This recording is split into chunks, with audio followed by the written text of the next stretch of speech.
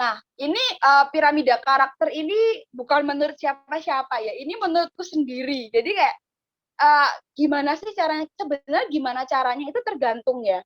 Makanya aku bilang ini adalah based on my experience gitu. Apa yang sudah aku pelajari dan apa yang menjadi pedomanku gitu. Kalian boleh punya pedoman masing-masing atau sendiri.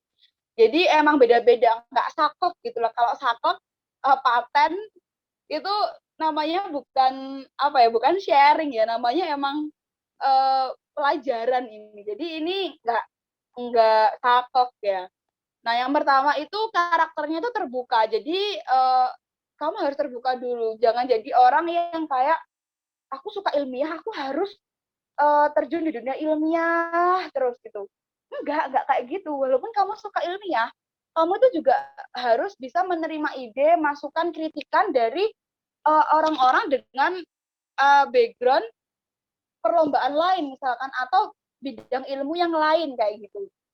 Jadi walaupun aku backgroundnya kesehatan, aku juga sharing sama teman-teman yang backgroundnya sosum kayak hubungan internasional, hukum, ekonomi, sastra gitu. Aku juga kadang sharing sama mereka kayak tanya kayak gitu kayak emang di tempat kamu tuh kayak gimana sih? Nah, dari kayak gitu tuh aku bisa kayak mencari tali merah atau jembatan gitu ya kayak oh kayak ini bisa nggak ya dihubungkan dengan kesehatan kayak gitu.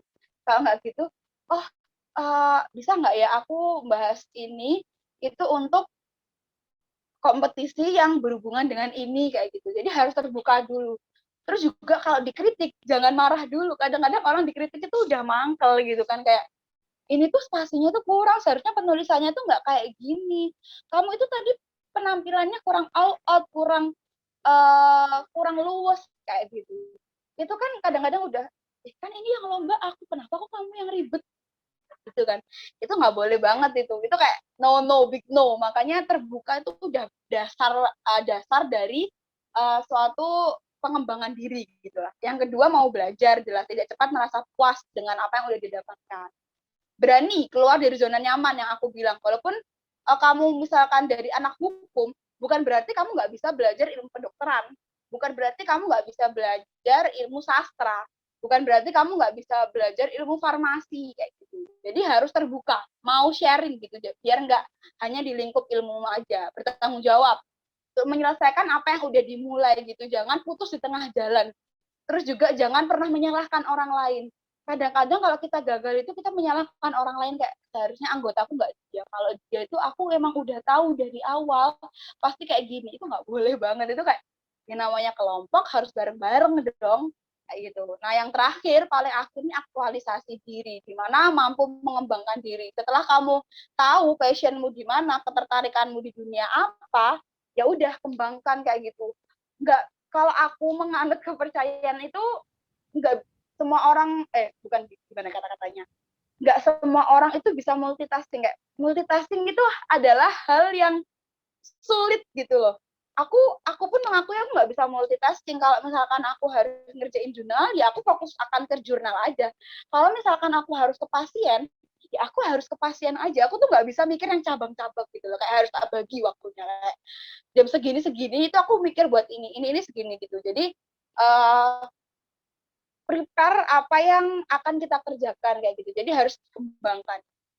Nah, filosofi tangga kesuksesan juga nih, di mana kalau kamu mencoba satu tangga, dua tangga itu kamu gagal, maksudnya kamu mencoba sekali perlombaan, dua kali perlombaan kamu gagal, tiga kali masih gagal, terus kamu nyerah, kamu udah turun. Di saat sebenarnya Allah, aku muslim ya, di saat sebenarnya Allah itu udah menyiapkan kesuksesan kamu itu di tanggal 8 misalkan, tapi kamu baru sampai tanggal 3 aja, itu udah nyerah gitu. Kamu nggak berani lihat atas lagi, lihat tangga yang lebih jauh lagi kayak gitu. Itu jadi apa yang aku pegang sih sebenarnya. Kalah itu nggak apa-apa karena ya namanya lomba ya pasti ada yang menang ada yang kalah gitu. Cuma pasti ada saatnya kita itu bakal dapat achievement, pencapaian gitu. Nah itu yang nggak semua orang bisa pegang kayak gitu. Lanjut. Nah ini uh, rumus singkat ya, kayak apa yang dibutuhkan buat skill sekarang ini sih, bukan hanya buat prestasi aja mungkin, untuk pengembangan diri juga lah. Jadi yang pertama itu ada kerjasama, teamwork, kayak teman-teman dari Uniclass ini pasti juga kerjanya nggak sendiri, nggak pribadi aja pasti kerjanya. Nggak cuma Vina aja nih yang kerja. Pasti juga punya timnya. Nah, jadi kita harus bisa menguasai itu. Nah, kerjanya itu bisa sama orang yang sesuai dengan bidang yang ditekuni. Maksudnya sama-sama tertarik dengan dunia pendidikan, misalkan. Lalu yang kedua lintas bidang yang aku bilang tadi, misalkan teman-teman dari kesehatan masyarakat berkoordinasi dengan teman-teman dari ilmu komunikasi, dari keperawatan untuk suatu proyek kayak gitu. Nah, ini berhubungan dengan memiliki tujuan yang sama. Misalkan tujuannya ingin meratakan pendidikan, atau kalau dalam hal prestasi nih, tujuannya adalah ingin mengoptimalkan kemampuan, mencari pengalaman, mengembangkan ilmu kayak gitu. Jadi tujuannya itu harus sama dulu. Kalau kamu punya kelompok yang tujuannya nggak sama, akan pecah di tengah jalan, itu pasti. Karena menyatukan pikiran dari banyak orang itu nggak gampang kayak gitu.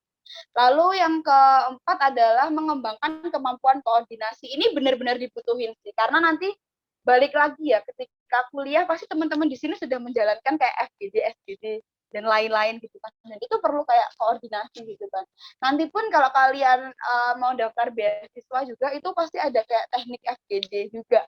Dimana kayak tiba-tiba ditunjuk jadi leader, tiba-tiba ditunjuk jadi apa kayak gitu, bagian apa. Nah itu dari kerjasama ini tuh kayak udah lebih enak kerjasama juga kan daripada kerja sendiri kayak gitu. Kalau kerja sendiri itu ya kalian itu memuaskan diri sendiri, tapi kalau kerja bareng-bareng itu ada dukungannya, karena sebagai manusia itu pasti selain dukungan material ya, kita tuh juga butuh dukungan moral gini. Banyak orang yang uh, cerdas intelektualnya bagus, tapi kecerdasan emosionalnya itu buruk gitu. Nah ini yang kayak aku bilang, kayak sekali kalah dia udah down, menyalahkan orang lain dan gak terima atau denial. Yang kedua adalah komunikasi. Nah komunikasi ini beda-beda ya, ada pribadi untuk diri sendiri. Maksudnya untuk diri sendiri itu nggak ngomong sama diri sendiri kayak, Alfi, ayo kita ngerjain itu. Nggak, kayak komunikasi pribadi itu kayak kita mendorong diri kita untuk menyelesaikan apa yang kita mulai kayak gitu, mengatur lah. Nah, kelompok ini ya tadi yang koordinasi, presentasi, argumentasi itu beda kan. Presentasi itu kayak lebih bagaimana kita menyalurkan, mentransfer ide kita ke orang lain gitu. Sedangkan argumen itu kita mempertahankan opini kita mempertahankan ilmu yang kita punya untuk bisa diakui oleh pihak lain kayak gitu.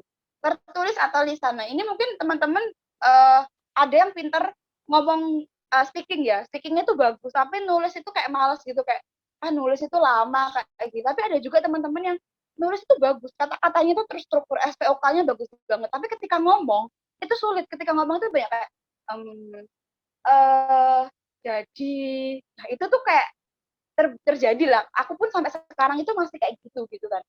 Nah, jadi harus dilatih nih kemampuan nulis dan juga kemampuan secara lisan. Lalu menghargai dan menghormati. Kita nggak boleh ngerasa paling pintar sendiri tentunya kan. Kita harus juga menghargai orang yang menjadi lawan bicara kita, orang yang menjadi audiens kita, ataupun yang lainnya kayak gitu. Jadi kata-kata, nada yang digunakan itu harus disesuaikan dengan keadaan.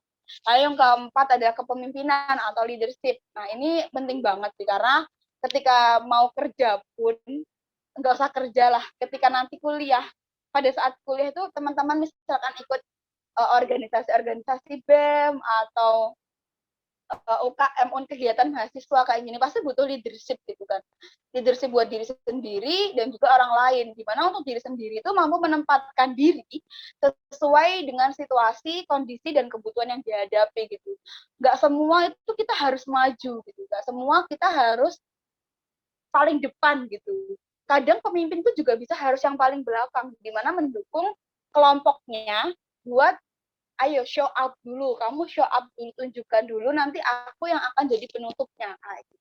Tidak merasa yang paling baik, benar, dan paling mengerti. Yang terakhir adalah analisis. Nah, kemampuan analisis ini berhubungan dengan ini ya. Sekarang kan banyak banget berita-berita yang hoax kayak gitu kan, berita-berita yang tabu, yang nggak pasti kebenarannya. Kadang-kadang itu dijadikan sebagai base, dijadikan sebagai dasar dari apa yang akan kita kerjakan. itu kayak rawan banget gitu loh. Kalian sebagai siswa ataupun mahasiswa yang istilahnya adalah memiliki pendidikan dan pengetahuan, jadi harus meluruskan itu. Jadi harus mengikuti perkembangan isu yang ada. Aku sih kayak kayak orang yang nggak terlalu mengikuti apa yang sedang tren sekarang gitu ya aku sebenarnya. Cuma aku tuh suka ini kayak baca, menganalisis dengan cara sendiri. Mungkin kayak Ari lah, Ari, aku udah temenan sama Ari lumayan lama juga ya. Mungkin Ari juga tahu kalau aku kadang-kadang di IG ku itu kayak di story-ku itu aku bikin kayak misalkan ada fenomena nih nikah muda. Nah, aku akan analisis itu sebenarnya nikah muda di Indonesia itu kayak gimana. Aku seneng kayak gitu, kayak nyari sumber informasinya di Indonesia itu sebenarnya nikah itu bolehnya umur berapa sih? Kalau misalkan kurang dari ini apakah ada hukumnya? Terus dampaknya buat psikologis itu apa sih? Kayak gitu. Jadi terus aku juga aku nggak punya TikTok, aku nggak download TikTok kayak sebenarnya banyak informasi yang bisa kita dapetin di situ gitu. Cuma kayak aku bukan tipe orang yang nyaman melihat hal yang semacam itu gitu. Aku lebih suka melihat tulisan kayak gitu. Kan ada orang yang suka melihat audio, visual. Nah, aku bukan tipe orang yang kayak gitu. Aku tuh suka lihat yang tulisan kayak gitu. Nah, itu jadi kemampuan analisis harus dikembangin gitu untuk perlombaan juga kan. Lalu yang selalu berusaha mencari tahu informasi dari sumber yang terpercaya. Jangan dari sumber Instagram, jangan dari sumber Line Today atau apa gitu jadikan sebagai base dari apa yang akan kamu kerjakan kayak gitu. Dicari tahu dulu sumbernya minimal kayak kalau dari web itu memang web dari pemerintahan kayak gitu. Jadi benar adanya dan kamu nanti ketika melakukan sesuatu itu nggak ada tuntutannya. Kayak ini sumbernya dari mana itu nggak ada. Jadi harus terpercaya gitu. Ini kemampuan analisis. Lanjut. Nah, ini udah mau akhir nih. Jadi sebenarnya gimana sih caranya kita mencari peluang itu untuk bisa berprestasi? Sekarang gampang banget ya, aku bilang itu gampang banget sekarang itu. Karena kita nggak perlu effort yang lebih ya, kayak harus menemui dosen atau guru, karena semua bisa komunikasi secara online. Dan informasi juga di-share secara online, lombanya juga secara online. Kayak gitu. Jadi nggak ada kata untuk enggak. Dan pendaftaran lombanya pun jadi lebih murah daripada sebelumnya. Misalkan sebelumnya 180 bisa jadi sekarang itu 100.000 aja kayak gitu. Dan itu pun secara tim. Jadi nggak ada alasan buat nggak mencoba gitu. Yang pertama adalah ikutin sosial media lomba. Banyak ya sosial lomba di Instagram lah yang paling banyak dibuka pasti ya. Kayak info lomba, event mahasiswa, dan yang lain-lain kayak gitu. Aku nggak hafal ya apa aja. Pokoknya ikutin itu. Jadi kayak ya IG kan bebas ya, sebenarnya bebas buat kalian itu mau menampilkan IG kalian seperti apa gitu. Tapi kalau aku sih berpikir selama aku bisa dapat informasi juga dari IG ku itu ya aku ikutin aja kayak aku ngikutin apa sih Kampuspedia kayak gitu. Aku juga masih ngikutin kayak gitu. Jadi emang untuk mencari informasi apa yang aku butuhkan. Terus yang kedua itu jangan malu bertanya. Tanya itu bisa sama siapa aja ya. Kalau teman-teman mahasiswa mungkin bisa tanya sama Kating, sama teman seangkatan yang udah uh, ikut lomba ataupun adik tingkat juga nggak apa-apa. Bukan berarti kita lebih bodoh dari mereka, enggak. Karena mereka kan punya pengalaman. Nah, kita belajar dari pengalamannya kayak gitu. Jadi tanya aja kayak kamu kemarin ikut kayak gini tuh gimana, prosesnya gimana gitu. Lalu yang ketiga itu perluas relasi dengan orang. Orang ini banyak ya tadi bisa juga yang dengan bertanya ini kita kan bisa memperluas relasi dengan angkatan atau lain bidang dari teman-teman IPA sama IPS, terus teman-teman soshum sama saintek. Terus juga ini relasi itu penting kayak kamu tuh minimal dari aku juga sih itu harus punya temen dari luar negeri. Harus kenapa? Karena pola pikir di Indonesia dan di luar negeri itu beda banget gitu. Kayak beberapa kali aku coba komunikasi dengan beberapa teman yang ada di luar itu kayak mereka itu dari sistem pembelajarannya kan beda kan, sehingga membentuk mindset yang beda sama. Terus aku kayak, oh iya ya, kenapa kok dulu aku nggak kayak gini juga ya kayak gitu. Nah, dari situ kalian nanti pasti kayak dapat dunia baru gitu. Itu sih aku kayak paling rekomendasi ini sih, perluas relasi. Dari situ kalian nanti coba implementasikan ide itu ke suatu perlombaan yang kalian ikutin. Nah, kalian tuh dapat topik dari sini, dari perluas relasi ini. Yang keempat ada cari kelompok. Kelompok ini bisa banyak ya, kayak kalian misalkan SMA itu ada KIR, kelompok ilmiah remaja, atau paduan suara. Itu kan sama bidangnya, senangnya itu sama. Terus PMR mungkin kalau kuliah juga UKM itu kan sama bidang yang disukainya kayak gitu. Jadi dukungannya itu akan lebih baik gitu. Yang kelima itu punya mentor. Nah, ini mentor itu terserah kalian sih sebenarnya. Kalau mentor ini adalah salah satu jalan supaya kita menjadi lebih paham. Satu langkah di depan teman-teman kalian.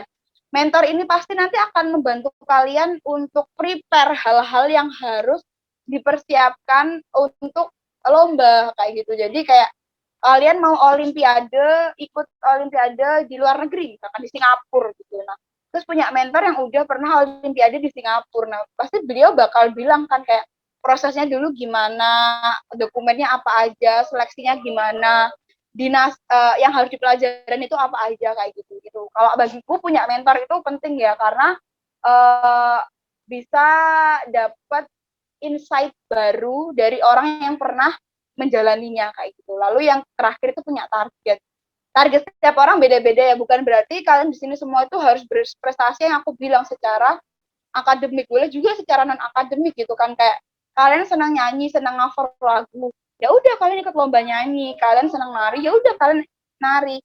Kalian senang buat buku, ya udah buat buku. Oh iya, sekarang juga buat buku itu gampang banget dan biayanya murah gitu, ebook ya terutama. Kalau dulu kan buat buku, misalkan kalian suka buat novel nih, buat novel itu biayanya itu mahal. Sekali terbit itu kalian bayar 5 sampai 8 juta itu buat 20 sampai 30 salah 40 sampai 60 eksemplar kalau nggak salah. Itu aku dulu pernah tanya ya. Nah, kalau sekarang tuh murah banget gitu. Nah, itu kayak targetnya beda-beda gitu kan setiap orang dalam hidupannya, kayak umur segini pengen apa, segini pengen apa. Setidaknya kalian tahu dengan target itu, kalian itu ada ini, stresor, dorongan buat jadi lebih baik kayak gitu. But bukan berarti hal itu harus dipikirkan kayak gitu. Tetap jalanin aja santai. Yang penting itu ada